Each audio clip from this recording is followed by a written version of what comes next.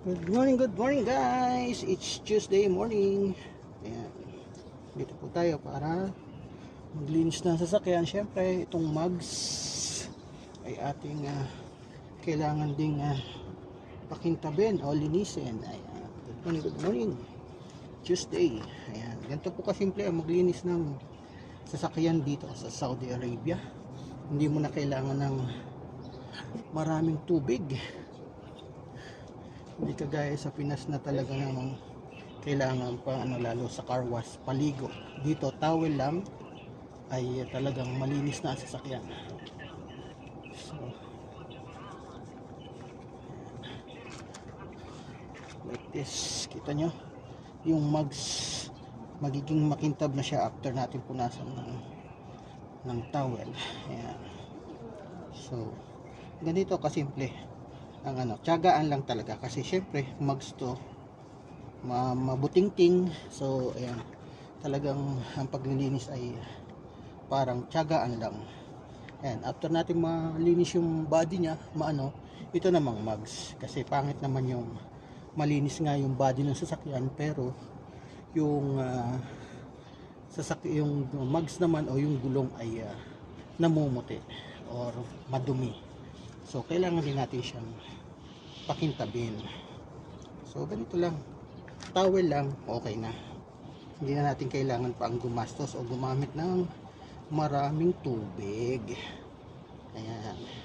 So basahan lang ang katapat, okay na ang isang mugs ng sasakyan, lalo pat ganito na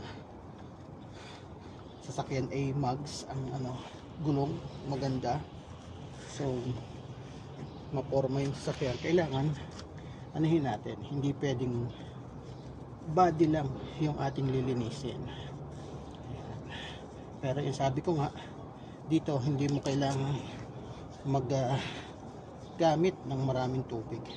Towel lang na basa na may liquid soap, mapapakintab mo na yung ganitong klase ng mugs. At syempre yung buong body ng sasakyan, yan, malilinis mo na ng ayos. So yan, nalinis natin yung kabilang side. So dito naman tayo sa kabilang side.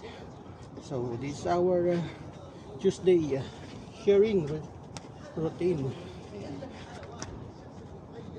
So lipat tayo sa kabila guys. Siyempre pa, ayan powered. So ayan, ganun lang kasimple ang maglinis ng see. Ayan. Ganito lang, towel lang guys, katalo na, malinis na ang mugs na sakyan. Although ang lahat ang body ay nawash na natin, napunasan na natin, syempre ito yung last. Uunahin natin linisin yung body kasi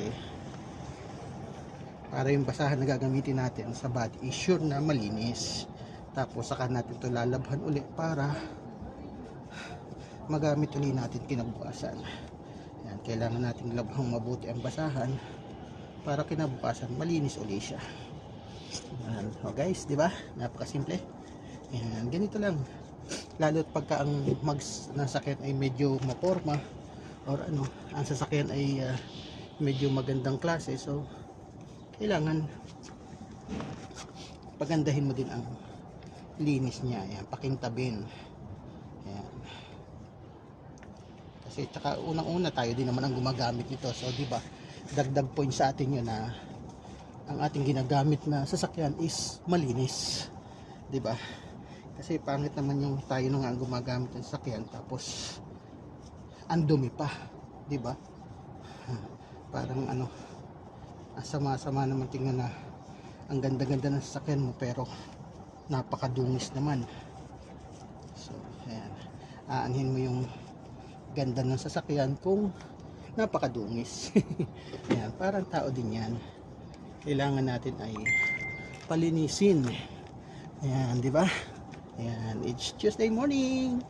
Happy morning and good afternoon sa Pinas time. Ayan, so ito ang ating munting sharing ngayong umaga.